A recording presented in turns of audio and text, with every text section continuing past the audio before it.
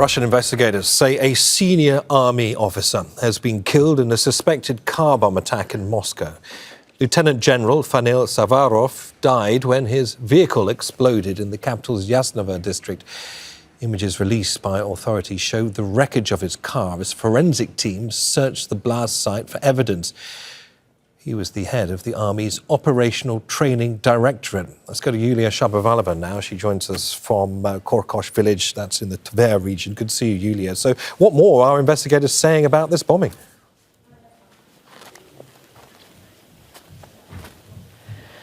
So basically, that car was blown up in the south of Moscow earlier on today, and inside that car was head of the Operational Training Department of the General Staff of the Russian Army, Lieutenant General Fanil Sarvarov.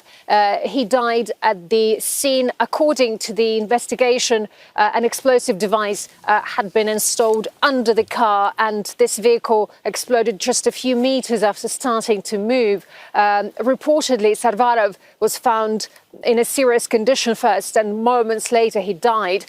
Shrapnel damaged 7 other cars parked nearby. Now the investigative committee has launched a criminal case on murder and illegal trafficking of explosive substances. According to the committee, they are working on various versions of this murder, and one of them is related to the organization of the murder by Ukrainian special services. Sarvarov was 56 years old, and according to publicly available information, he previously served in Chechnya and also carried out tasks during the operation of the Russian forces in Syria. It's quite remarkable, but in December last year, a similar attack took place also in Moscow near the residential building where head of the nuclear, chemical and biological forces, Igor Kirillov, and his driver were killed.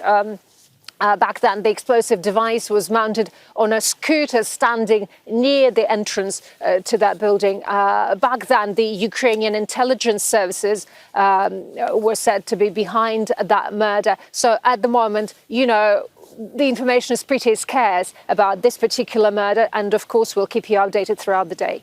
And Yulia, I count this as the 4th high-ranking military personnel of Russia to be targeted on Russian soil, along with at least 2 other pro-war Russian figures as well who have been assassinated. From your experience of covering these attacks, how is it that the Russian authorities respond with their investigation and potentially hitting back?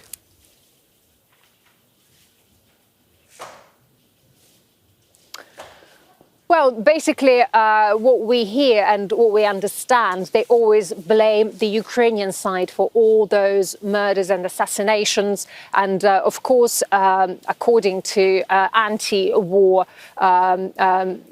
activists, all these murders and assassinations are pretty justified because Ukraine tries to respond to Russia's actions on its territory, trying to target those high-ranking officials, military officials in particular, who actually train personnel to fight on Ukraine soil. So, of course, the Russian side staunchly criticizes these actions, and they keep saying that they are going to fight back, and they are not going to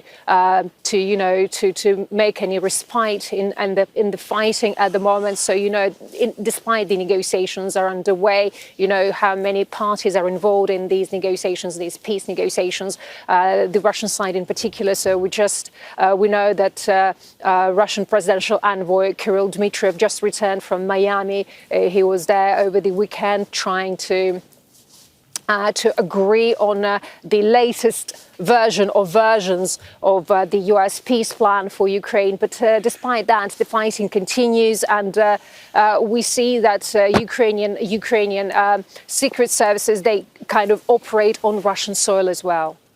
All right, Yulia, many thanks for that. Yulia Shapovalova there on the apparent assassination of Lieutenant General Fanil Sarvarov in a car bomb. Don't miss out. Get the full picture. Subscribe to Al Jazeera for reliable news and expert insights. Like, share, stay ahead.